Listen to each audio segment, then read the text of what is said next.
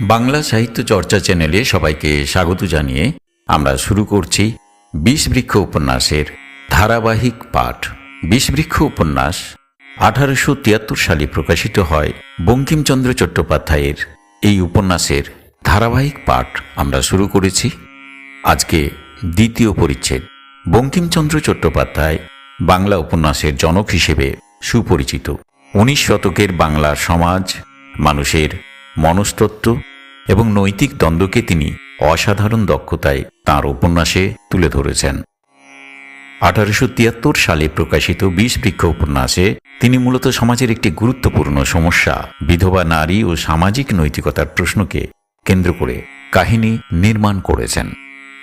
আমরা এর আগের পর্বে বিষবৃক্ষ উপন্যাসের প্রথম পরিচ্ছেদ পাঠ করেছি। আজকে দ্বিতীয় পরিচ্ছেদ। প্রথম পরিচ্ছেদে আমরা দেখেছি জমিদার নগেন্দ্রনাথের নৌকা যাত্রার বর্ণনা দেওয়া হয়েছে। স্ত্রী সূর্যমুখীর সতর্কবাণী অনুযায়ী ঝড়ের সময় নৌকা থেকে নামার প্রতিশ্রুতি দিয়ে তিনি যাত্রা শুরু করেছেন। প্রথম কয়েকদিন নদীপথে ভ্রমণের সময় প্রকৃতির মনোরম দৃশ্য, গ্রামবাংলার সাধারণ মানুষের জীবনযাপন ও নানা কর্মকাণ্ড তাঁর চোখে ধরা পড়েছে। নদীর চলমান জল, মাঠে কৃষকদের কাজ, ঘাটে নারীদের দৈনন্দিন কাজ, সব মিলিয়ে এক জীবন্ত চিত্র ফুটে উঠেছে। কিন্তু একদিন হঠাৎ আকাশে মেঘ জমে এবং প্রবল ঝড় বৃষ্টি শুরু হয়। মাঝি প্রথমে আশ্বস্ত করলেও পরিস্থিতি গুরুতর হয়ে ওঠে। নগেন্দ্রনাথ দ্বিধায় পড়েন।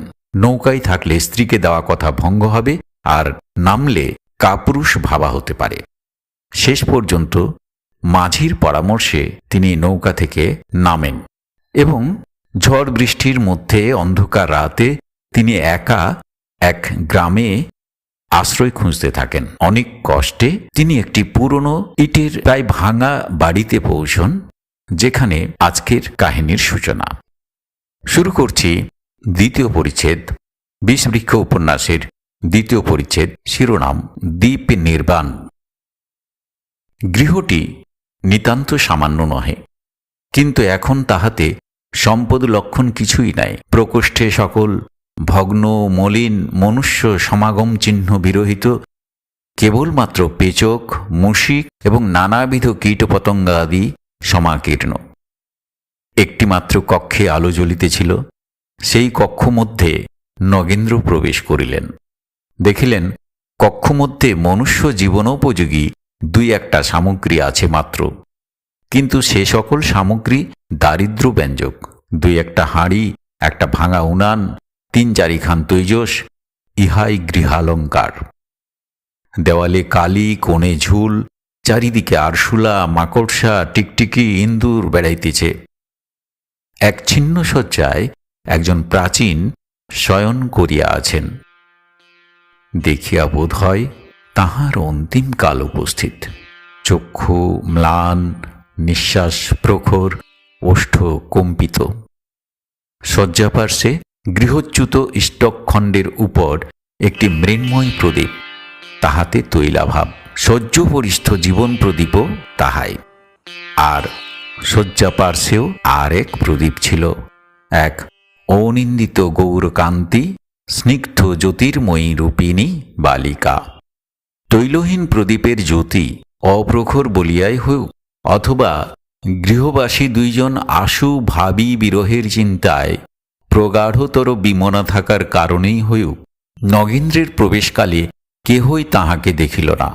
তখন নগেন্দ্র দ্বার দেশে দাঁড়াইয়া সেই প্রাচীনের মুখ নির্গত চরমকালিক দুঃখের কথা সকল শুনিতে লাগিলেন। এই দুইজন প্রাচীন এবং বালিকা এই বহুলোকপূর্ণ লোকালয়ে নিঃসহায়। একদিন ইহাদিগের সম্পদ ছিল, লোকজন, দাসদাসী, সহায় সুষ্ঠব সব ছিল, কিন্তু চঞ্চলা কমলার কৃপার সঙ্গে সঙ্গে একে একে সকলই গিয়াছিল। সদ্য সমাগত দারিদ্র্যের পীড়নে পুত্রকন্যার মুখমণ্ডল হিমনিষিক্ত পদ্মবৎ দিন দিন ম্লান দেখিয়া অগ্রেই গৃহিণী নদী সৈকত শয্যায় শয়ন করিলেন। আর সকল তারাগুলিও সেই চাঁদের সঙ্গে সঙ্গে নিবিল।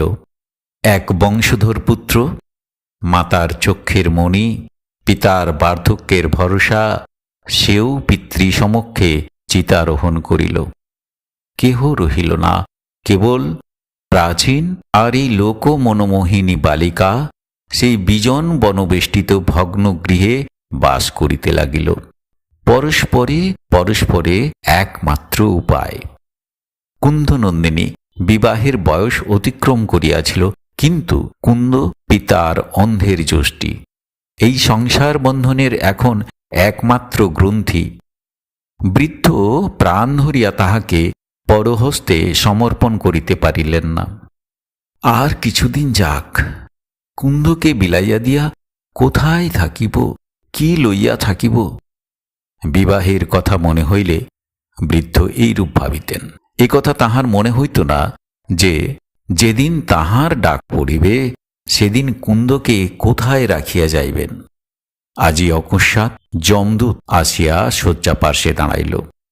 তিনি তো চলিলেন, কুন্দনন্দিনী কালী কোথায় দাঁড়াইবে? এই গভীর অনিবার্য যন্ত্রণা মুমূর্ষুর প্রতি নিঃশ্বাসে ব্যক্ত হইতেছিল।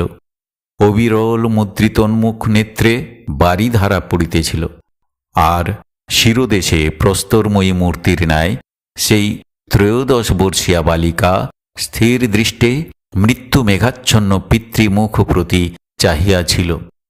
আপনা ভুলিয়া কালী কোথা যাইবে তাহা ভুলিয়া কেবল গমনোন্মুখের মুখ প্রতি চাহিয়াছিল। ক্রমে ক্রমে বৃদ্ধের বাক্যস্ফূর্তি অস্পষ্টতর হইতে লাগিল। নিঃশ্বাস কণ্ঠাগত হইল, চক্ষু নিস্তেজ হইল, ব্যথিত প্রাণ ব্যথা হইতে নিষ্কৃতি পাইল। সেই নিভৃত কক্ষে স্তিমিত প্রদীপে কুন্দনন্দিনী একাকিনী পিতার মৃতদেহ ক্রোড়ে লইয়া বসিয়া রহিলেন। নিশা ঘনান্ধকারাবৃতা, বাহিরে এখনও বিন্দু বিন্দু বৃষ্টি পড়িতেছিল। বৃক্ষপত্রে তাহার শব্দ হইতেছিল, বায়ু রহিয়া রহিয়া গর্জন করিতেছিল। ভগ্নগৃহের কবাট সকল শোভিত হইতেছিল। গৃহমধ্যে নির্বাণোন্মুখ চঞ্চল ক্ষীণ প্রদীপালোক ক্ষণে ক্ষণে সব মুখে পড়িয়া আবার ক্ষণে ক্ষণে অন্ধকার বোধ হইতেছিল। সে প্রদীপে অনেকক্ষণ তৈলশেখ হয় নাই।